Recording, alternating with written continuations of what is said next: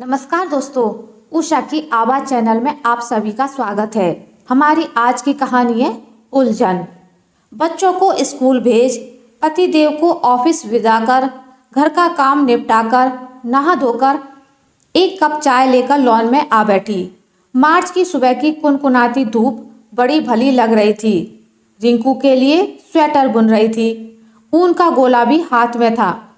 इतने में पड़ोस की मीता आती दिखाई दी। हम आ जाएं भाभी, बोलती हुई वह गेट खोलकर अंदर आ गई।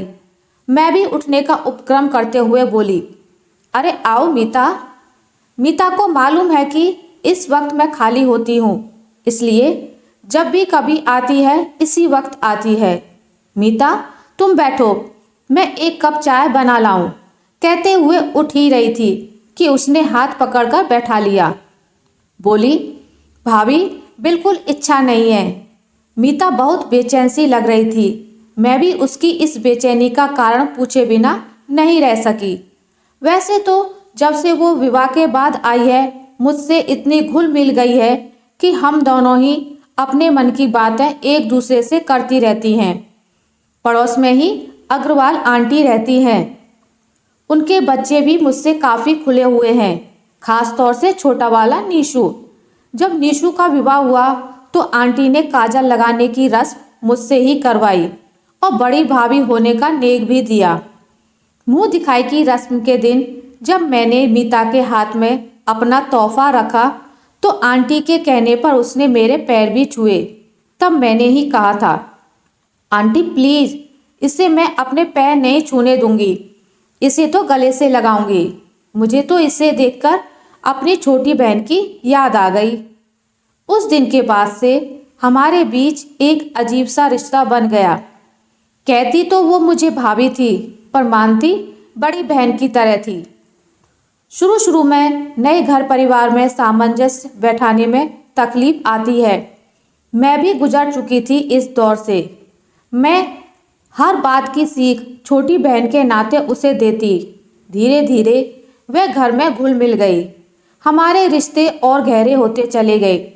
बड़ी बहुएं अपने अपने घर जा चुकी थी, क्योंकि दोनों बड़े भैया बाहर नौकरी करते थे। नीशू माँ के साथ रहता था, इसलिए मीता को ही घर संभालना था। मीता इस बीच प्यारी सी बेटी की माँ बन गई। अब तो वह घर परिवार में व्यस्त हो गई, फिर भी समय निकालकर कभी कभी आ जाती। अग्रवाल आंटी और मीता दोनों में काफ़ी पटती थी। घर का वातावरण सौहार्दपूर्ण रहता था। मीता को देखकर कोई कह नहीं सकता था कि वह एक बच्चे की माँ है। गोरा रंग, पतली नाक, बड़ी बड़ी बोलती सी आंखें, घने काले बाल, अच्छा कद, कुल मिलाकर ऐसा लगता मानो अप्सरा ही पृथ्वी पर उतर आई हो। मैं तो नीशू से कभी कभी मजाक भी करती, तेरे जैसे लंगूर को यह हूर की परी कैसे मिल गई। इस पर वह भाभी आप भी कहकर रह जाता। बेटी भी माँ पर गई थी, बिल्कुल गुड़िया सी। भाभी आज हम काफ़ी तनाव में हैं, पर कैसे कहें सारी बातें समझ नहीं आ रहा। आप भी ना जाने क्या सोचेंगी सुनकर हमारे बारे में। अरे पगली, ऐसी भी क्या बात हो गई? क्या नीशू से लड़ाई हो गई या आंटी से कुछ कहा सुनी हो गई? नहीं भाभी, ऐसी कोई बात नहीं है। भाभी आप कसम खाइए, किसी से कुछ नहीं बताएंगी, यहाँ तक कि भाई साहब से भी नहीं। लो तुम्हारी कसम खाती हूँ, अब तो बोलो, ऐसी क्या बात हो गई? मेरा इतना कहना था कि उसका रोना शुरू हो गया। मैं स्तब्ध रह गई। ऐसी क्या बात हो गई? अभी तक कभी मैंने उसे इतना बेहाल नहीं देखा था। मेरे चुप कराने पर, सांत्वना देने पर उसने जो कुछ बताया मैं चुपचाप सुनती रही। भाभी बात हमारी शादी के पहले की है। हम गर्मी की छुट्टियों में अक्सर मम्मी के साथ अपनी नानी के यहाँ जाया करते थे। हम भाई बहन, हमारे मामाओं के बच्चे सब हम उम्र होने के कारण आपस में काफ़ी घुल मिल गए थे। हमारे मंझले मामा जी का बेटा अतुल उम्र में हमसे साल भर बड़ा है। धीरे धीरे हमारी दोस्ती गहरी होती चली गई। शुरू शुरू में हमने विशेष ध्यान नहीं दिया कि वो हमसे कुछ ज़्यादा ही खुला हुआ क्यों है, लेकिन बाद में आभास हुआ कि उसके मन में हमारे लिए कुछ और ही भावना थी। उसका व्यक्तित्व इतना आकर्षक कि हम भी उसके प्रति आकर्षित होते चले गए। पिक्चर जाना, घूमना फिरना, घंटों बातें करना, ये सब हमें और करीब लाता गया। उम्र के उस मोड़ पर भावनाओं की रौ में बहकर हमने ऊंच नीच का ख्याल नहीं किया। हमारी नानी कभी कभी हमारी मम्मी से कहती भी थी कि इस तरह इनका ज़्यादा मेल जोल ठीक नहीं। तब मम्मी कहती, माँ आप अब पुराने ज़माने की हो गई हो। आजकल के बच्चे अपने हम उम्र भाई बहनों के साथ दोस्त सा व्यवहार करते हैं। आपकी आशंका निर्मूल है। इस पर नानी भी चुप हो जाती।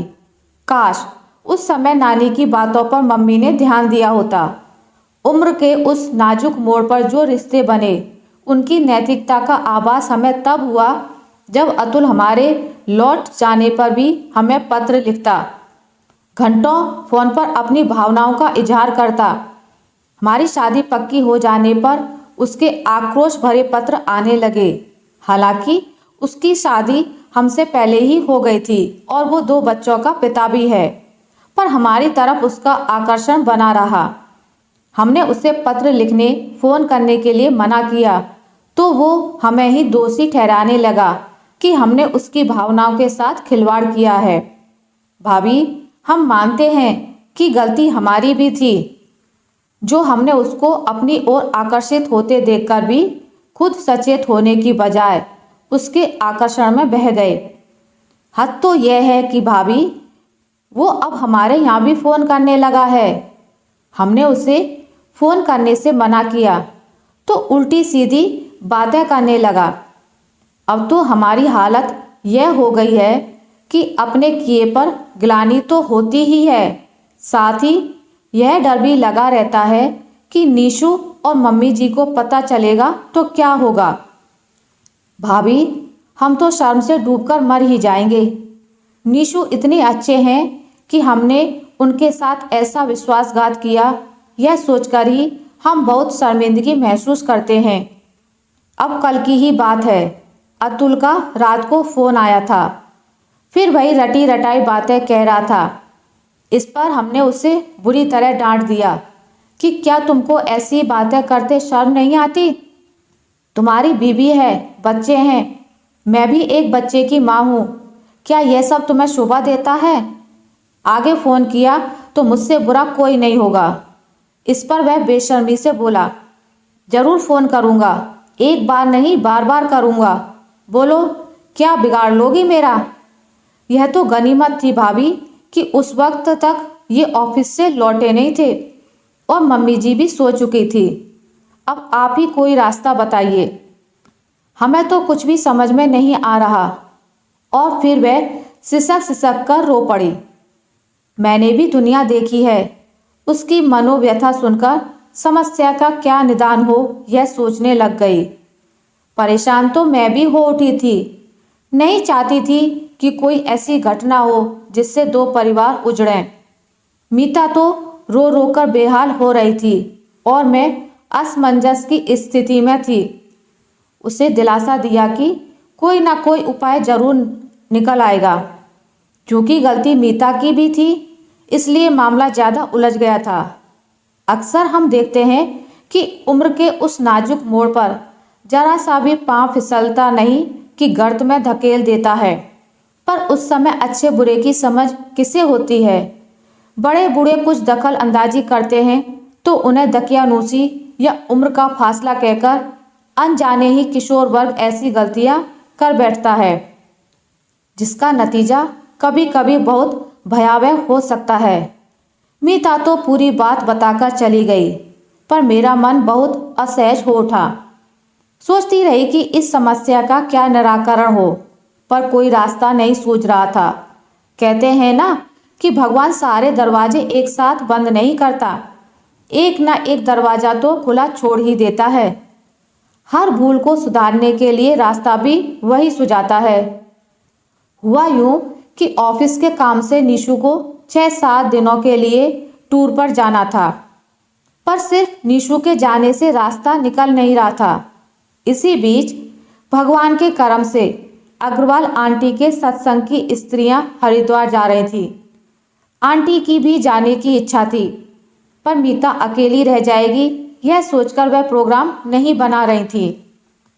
तब मौके का फ़ायदा उठाने के लिए मैंने आंटी को दिलासा दिया कि मीता की देखरेख में मैं कर लूँगी।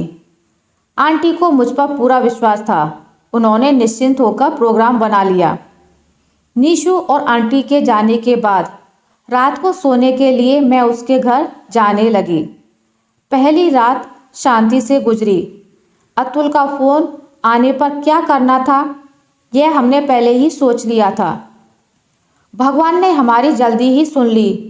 दूसरी रात अतुल का फ़ोन आया तो मीता ने ही फ़ोन उठाया। हालचाल पूछने के बाद कहा, अतुल, मम्मी जी यानी मेरी सासू जी तुमसे कुछ बात करना चाहती हैं। इस पर वह हकलाते हुए बोला, क्यों? आंटी जी को मुझसे क्या बात करनी है? वह आगे कुछ बोल पाता इससे पहले ही मैंने रिसीवर ले लिया। मेरी आवाज़ सुनते ही वह घबरा गया। मैंने कहा, बेटा, मैं मीता की सास ही नहीं उसकी माँ भी हूँ, और वह भी मेरी बहू नहीं बेटी है। उसने तुम्हारे बारे में मुझे सब कुछ बता दिया है। अब जरा अपनी पत्नी को फ़ोन देना, उसको भी तुम्हारी जलील हरकतों के बारे में बता दूँ। इस पर वह माफ़ी मांगने लगा। कहने लगा, आंटी, मैं कसम खाता हूँ आगे से मीता को परेशान नहीं करूँगा। मेरी पत्नी को पता चल गया तो हंगामा खड़ा हो जाएगा। वैसे ही वह बहुत शक्की स्वभाव की है। मेरी गृहस्थी उजड़ जाएगी। प्लीज़ आंटी, ऐसा मत करना, प्लीज़, मैंने धमकाते हुए कहा। आगे कभी तुमने मीता को तंग करने की कोशिश भी की तो उसका अंजाम बहुत बुरा होगा। और मैंने फ़ोन रख दिया। मीता सारी बातें सुन रही थी। अपनी समस्या का यूं समाधान होते देख खुशी के मारे रो पड़ी और मेरे गले लग गई। तब मैंने ही उसको प्यार से कहा, पगली, दुख में भी रोती है और खुशी में भी। जब तक ये तेरी बड़ी बहन कम भाभी तेरे साथ है, किसी दुख की छाया भी तुझ पर नहीं पड़ने दूंगी। अरे, यह तो अब जिंदगी भर तुझसे डरता रहेगा। ऐसे लोगों से निपटने का तरीका आना चाहिए। जिंदगी में भूल किससे नहीं होती, पर अपनी भूल का एहसास समय रहते ही कर लो तो नौबत यहाँ तक नहीं पहुँचती। उस रात हम काफ़ी देर तक बातें करते रहे। मीता बार बार मेरा शुक्रिया अदा कर रही थी। इतने दिनों के बाद, मानसिक तनाव के बाद, अब वह काफ़ी सुकून का अनुभव कर रही थी। मम्मी जी और निशु के लौट आने के दिन करीब आ रहे थे। मुझे भी खुशी थी कि समय पर ही सारी समस्याओं का अंत हो गया। इस घटना के बाद से मीता और मैं और करीब आ गए। आज मीता 2 प्यारे बच्चों की माँ है। खुशहाल गृहस्थी जीवन व्यतीत कर रही है। मीता की सुखी गृहस्थी देखकर संतोष होता है। कभी कभी विचार आता है कि ना जाने ऐसे कितने अतुल पैदा होते रहेंगे जिनके चंगुल में मीता जैसी भोली भाली बालिकाएं फंस जाती हैं। ऐसी स्थिति में हम बड़ों का फर्ज है कि अपने बच्चों का सही मार्गदर्शन करें, जीवन की ऊंच नीच समझाएं, रिश्तों के नैतिक मूल्यों का बोध कराएं। मेरी बेटी भी बड़ी हो रही है और मैं काफ़ी सचेत रहती हूँ। मेरी टोका टाकी की आदत से कभी कभी वह कह उठती है, generation gap mummy, generation gap. पर जीवन के अनुभवों से जो सीखा है वही संस्कार अपनी बेटी में डालने की कोशिश करती हूँ। चाहती हूँ कि उसे सही दिशा, ज्ञान और सही मार्गदर्शन मिले ताकि वह जीवन के मूल्यों का सही विश्लेषण कर सके और वही आगे आने वाली पीढ़ी को भी विरासत में दे सके। आशा करती हूँ आपको मेरी आज की कहानी अच्छी लगी होगी। अगर आपको मेरी ये कहानी अच्छी लगी है तो इसे लाइक करें, ज़्यादा से ज़्यादा शेयर करें, और अगर आप मेरे चैनल पर नए हैं तो इसे सब्सक्राइब करना ना भूलें।